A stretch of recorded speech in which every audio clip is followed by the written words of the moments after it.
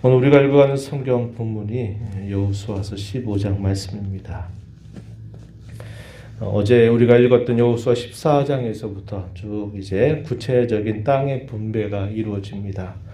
요단 서편을 점령하게 된 이스라엘 백성들은 여호수아를 중심으로 또 당시에 대제사장이었던 엘르아살과 지파의 족장들을 중심으로 해서 모세에게 명령하신 바를 따라서 제비 뽑기의 방법을 통해서, 그리고 또 한편으로는 그들이 가족의 수를 따라서 하나님께서 공정하게 분배해가는 과정이 기록이 됩니다. 그래서 이 14장 가장 먼저 소개되는 인물이 바로 이 유다 지파에 속해 있었던 갈렙이라고 하는 인물이 나서서 45년 전에 하나님께서 모세를 통해서 자신에게 약속하셨던 그 약속을 회고하면서 그 누구도 원치 않을 만한 아낙 자손들이 있는 이 헤브론 산지 지역을 자기에게 달라라고 요청을 합니다.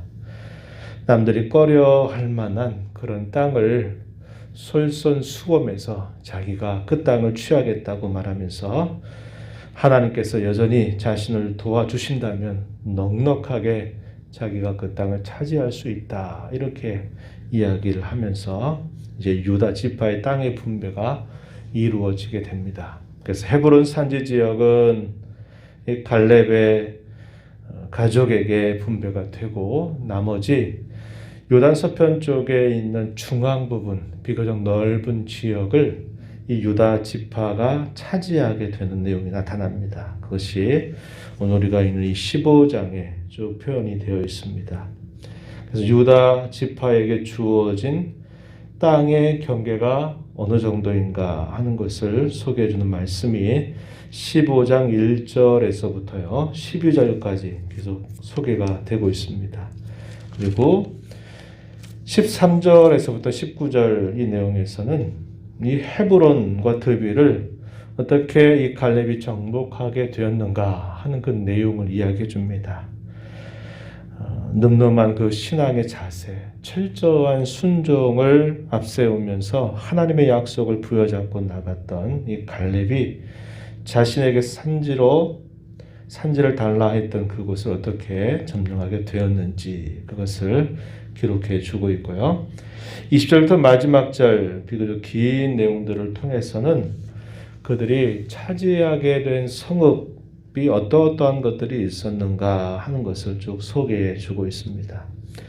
이 유다 지파는 우리가 앞에서 쭉 읽어왔던 말씀을 따라 보면 이 유다 지파를 통해서 하나님께서 구원하실 메시아를 보내실 것을 약속하십니다. 찬송이라는 뜻을 가진 그 지파 이름이죠.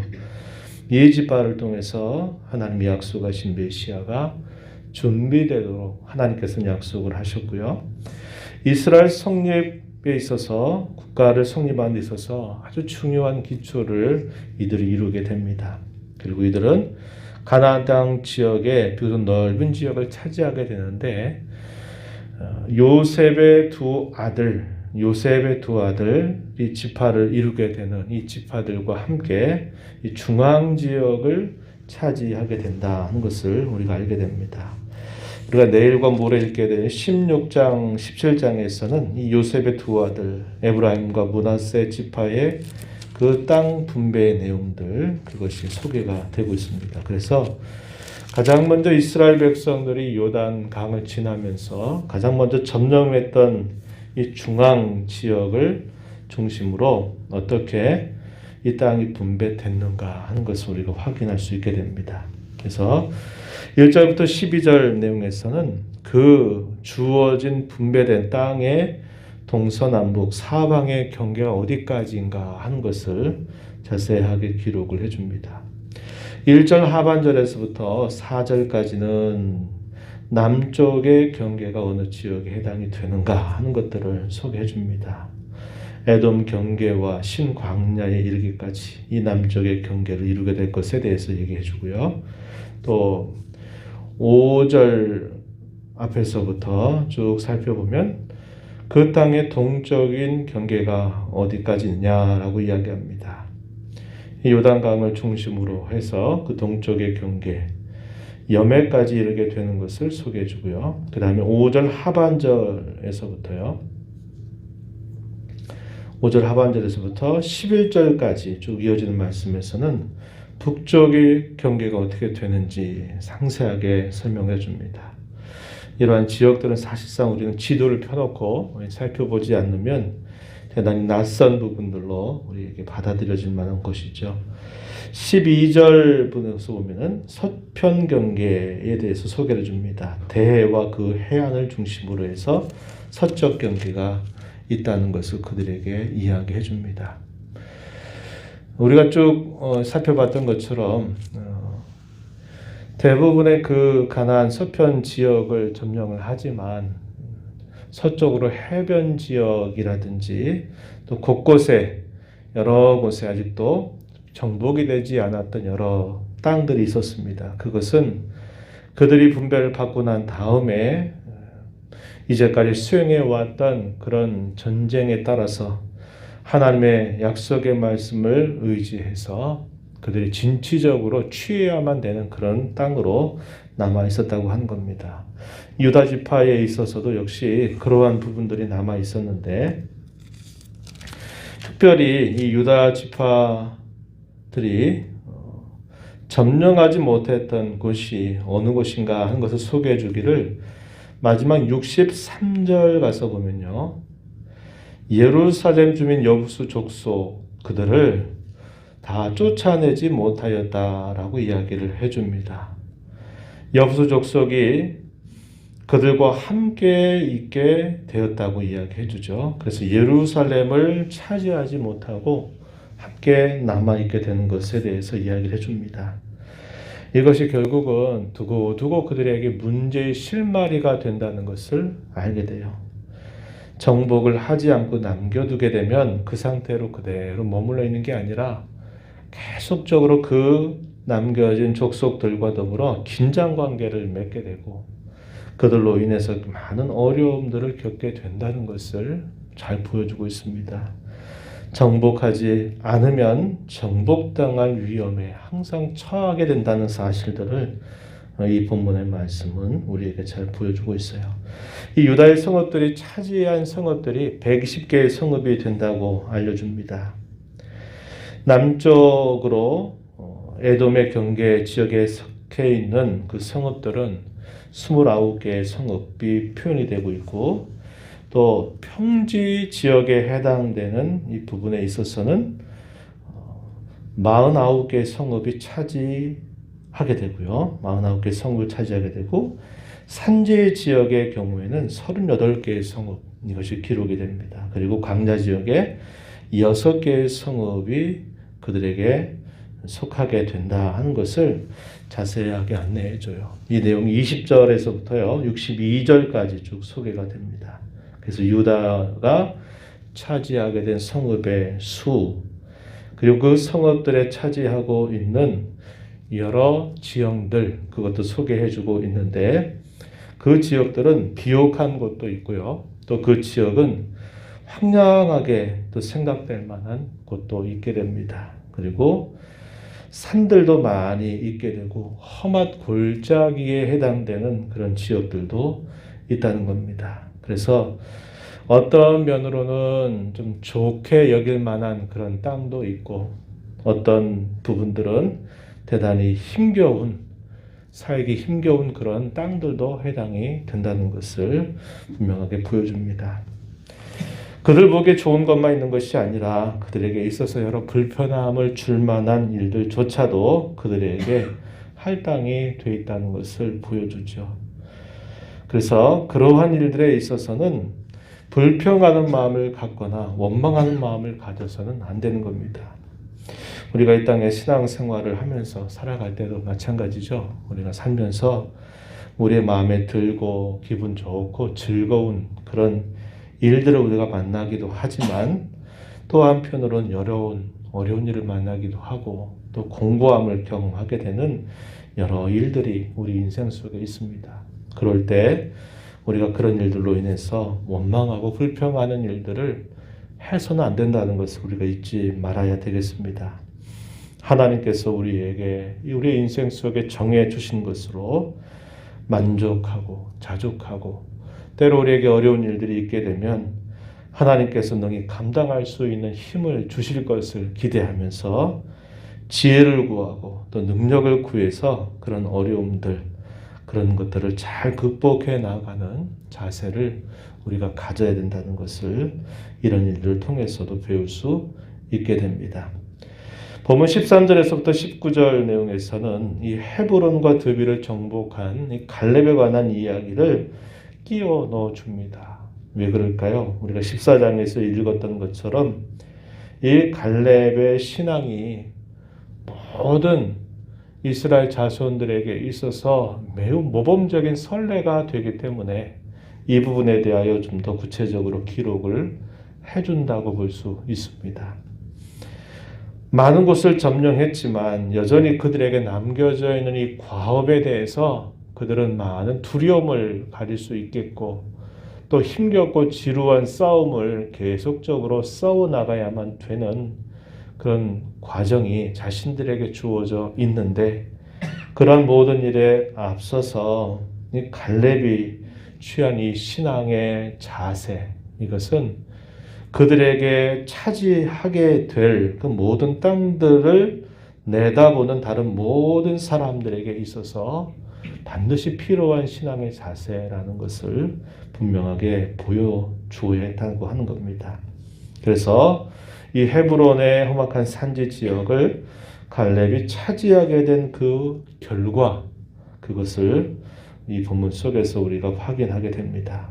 우리가 어제 읽었던 것처럼 이 헤브론 산지 지역은 아낙 사람들 중에서 가장 큰 사람들이 그 땅을 버티고 있는 곳이었고 산지 지형이기 때문에 쉽사리 그 땅을 차지하는 것이 너무나 어려운 일인 것을 우리에게 이야기해 준 바 있습니다.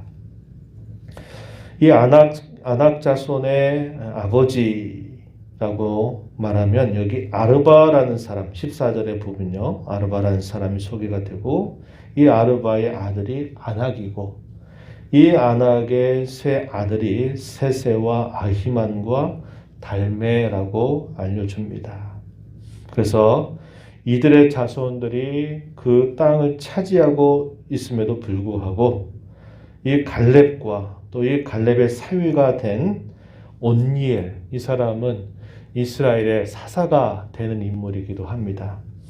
이 사람이 중심으로 나서서 이런 모든 대적들을 다 쳐서 멸하고 자신들에게 분배된 그 땅을 차지하게 된 사실들을 이야기해 주고 있다 하는 겁니다. 우리가 이런 말씀을 보면서 우리가 이 땅에 살아가는 동안 영적인 전쟁을 수행해 가는 저와 여러분에게 있어서도 우리가 영적인 무장을 잘하지 않게 된다면 우리가 그 영적인 싸움에서 우리는 패배하게 되고 만다는 것을 꼭 기억해야 합니다. 영적인 싸움에서 우리에게 주신 신적인 무기들, 그것들이 있어요. 그게 뭘까요? 하나님의 말씀을 가까이 하고 그 말씀을 의지하고 그 말씀을 사모하는 그런 마음을 갖는 거죠. 하나님의 말씀에 의지해서 늘 기도하는 일을 잊지 않는 것입니다. 또 우리에게 주신 이런 은혜로운 것들을 우리가 언제나 사모하면서 이것들로 잘 무장이 된다면 우리의 싸움에 있어서 우리도 승리의 계가를 부를 수 있다는 것을 우리는 잊지 말아야 한다는 겁니다. 우리의 싸움이 혈과 육에 관계된 싸움이 아니라 영적인 싸움인 것을 우리에게 늘 가르쳐 주는 것을 마음에 기억하고 우리 또한 이 땅에 사는 동안 이 영적인 싸움에서 승리하여 주께 영광을 돌리는 저와 여러분이 되어야 하겠다 하는 겁니다. 이러한 일에 있어서 우리에게 또 중요한 하나의 자세가 바로 이들이 보여줬던 신앙의 자세처럼 약속된 신앙을 굳게 붙들고 그 말씀을 철저하게 순종하고자 하는 그런 마음가짐과 자세가 대단히 중요하다 하는 겁니다. 우리의 순종이 온전하지 못하고 어느 정도 선에서 멈춰 서게 된다면 그 그 멈춰 선 것들이 결국 우리를 괴롭히게 되는 일이 되고 만다는 것을 꼭 기억하면서 힘써가는 저와 여러분이 되기를 바랍니다. 마치 유다 지파에게 분배됐던 땅들 가운데 예루살렘에 남아있는 여부수 족속들을 몰아내지 않고 남겨둔 것이 그들에게 두고두고 어려움을 가져다 주었던 것처럼 우리가 이 땅에 살면서 하나님의 말씀이 원하는 바에 절저하게 순종하는 자세를 힘써 가고 그렇지 않게 되는 부분들이 결국 우리를 괴롭힐 수 있다는 것을 우리가 늘 기억해야 하겠습니다. 이런 말씀을 오늘 우리 마음에 새기면서 이 하루 주님과 함께 동행하는 복된 하루의 삶이 되기를 축복합니다. 하나님 아버지, 이 새벽 시간에도 저희들을 인도하여 주셔서 주님 앞에 서게 하시고 오늘도 찬양을 드리며 앞서 행하시며 주시는 말씀을 또 함께 읽으며 그 말씀을 통해서 오늘도 우리에게 주시는 교훈을 받게 하시고 또 말씀에 의지하여 기도함으로 이 하루를 주님과 함께 살아가게 하여 주심을 참으로 감사드립니다. 옛적에 큰 전쟁을 오랜 시간 동안 함께 벌여오면서 고되고 힘겨운 싸움들을 싸워왔지만 그 모든 것이 다 끝난 것이 아니라 여전히 정복해야 될 땅들이 남아 있음을 분명하게 보여줍니다. 앞선 그런 신앙의 걸음을 통해서 승리했던 것처럼 자신들에게 주어진 자신들의 남겨진 그 땅을 정복해가는 과정에 있어서도 여전히 그 말씀을 믿고 의지하며 철저하게 순종하는 일을 통해서 그 땅을 정복해가야 됨을 말씀을 통해서 배우게 됩니다. 저와 우리 모든 성도들이 영원한 하나님의 나라에 이르게 될 때까지 저에게 약속하신 모든 기업을 차지하게 될 때까지 멈춰 서지 말아야 될 저희의 본분이 영적인 전쟁을 수행하는 일임을 잊지 않게 하여 주옵시고 하나님의 말씀에 의지하고 기도하며 그 말씀에 더욱 순종하는 저희의 신앙의 자세를 통해서 승리의 계가를 통하여 주께 영광이 되는 저희들의 삶이 되게 해주시기를 원합니다. 은혜의 보좌 베나와스 아버지의 은혜를 간절하게 구하는 모든 심령들의 간구에 귀를 기울여 주시고 응답하여 주시옵소서. 예수님 이름으로 기도하옵나이다. 아멘.